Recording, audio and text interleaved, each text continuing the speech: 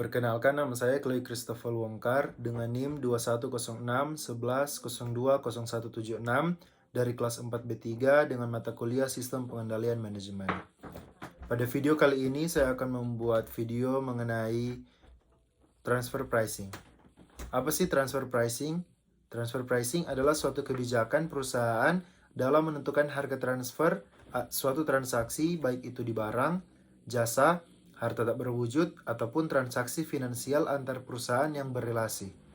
Terdapat dua kelompok transaksi dalam transfer pricing, yaitu intra-company dan intercompany transfer pricing.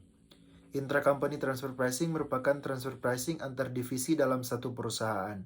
Sedangkan intercompany transfer pricing merupakan transfer pricing antar dua perusahaan yang mempunyai hubungan istimewa. Transaksinya sendiri bisa dilakukan dalam satu negara atau domestic transfer pricing, ataupun dengan negara yang berbeda atau international transfer pricing. Transfer pricing dikenal dalam akuntansi manajemen sebagai kebijakan harga yang ditetapkan atas penyerahan barang dan atau jasa antar departemen di dalam suatu perusahaan dengan tujuan untuk mengukur kinerja dari masing-masing divisi atau departemen tersebut. Transfer pricing merupakan isu yang sensitif dalam dunia bisnis maupun ekonomi secara global, terutama dalam perpajakan. Aktivitas dari transfer pricing dilakukan oleh perusahaan multinasional akan mempengaruhi tingkat penerimaan negara dari sisi pajak, baik secara langsung maupun tidak langsung. Transfer pricing dilakukan dengan menentukan jumlah penghasilan yang didapat masing-masing perusahaan yang terlibat dalam penerimaan pajak penghasilan di negara pengekspor maupun negara pengimpor. Di Indonesia, dalam Undang-Undang Nomor 36 Tahun 2008 tentang pajak penghasilan, terdapat aturan yang menangani masalah transfer pricing, yaitu pada pasal 18. Dalam pasal tersebut ada beberapa hal yang dibahas, yaitu masalah hubungan istimewa serta perbandingan utang dan modal.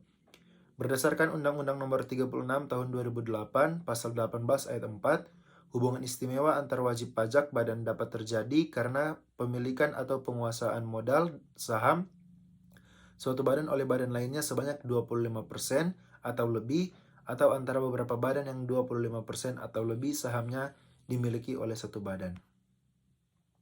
Selanjutnya, kasus transfer pricing yang terjadi di Indonesia. Yang pertama, transfer pricing yang dilakukan oleh PT Unilever Indonesia Tbk, yaitu PT Nestle.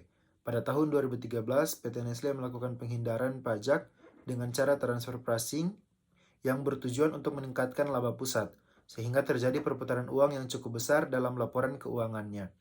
Semua itu dilakukan PT Nestle dengan sengaja untuk dapat menekan biaya perolehan produk dan beban pajak. Diperkirakan negara dirugikan sebesar 800 miliar rupiah. Selanjutnya, kasus dari PT Unilever Indonesia Tbk, transfer pricing terungkap adalah PT Adaro Indonesia. PT Adaro menjual batubara ke Cold Trade Service International yang merupakan perusahaan afiliasi yang berada di Singapura. Harga transfer batubara tersebut berada di bawah harga pasar. Lalu oleh Cold Trade, batubara tersebut dijual kembali ke pasar sesuai harga pasaran. Tentu saja praktik transfer pricing yang dilakukan oleh PT Adaro ini merugikan Indonesia, dikarenakan pendapatan dan laba yang diperoleh PT Adaro di Indonesia menjadi lebih rendah. Hal ini dimaksudkan guna menghindari pembayaran royalti dan pajak yang harus dibayarkan ke kas negara Indonesia. Sekian video tentang transfer pricing, terima kasih.